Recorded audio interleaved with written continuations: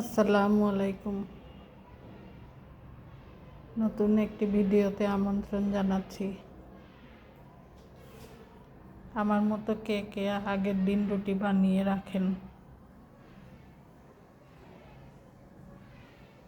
সকালে উঠে আর ঝামেলা হয় না রুটি বানানো থাকলে? কমেন্ট করে জানাবেন কে কে আগের দিন রুটি বানিয়ে রাখেন।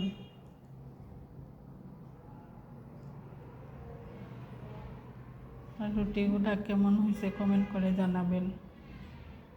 সিদ্ধ আটার রুটি।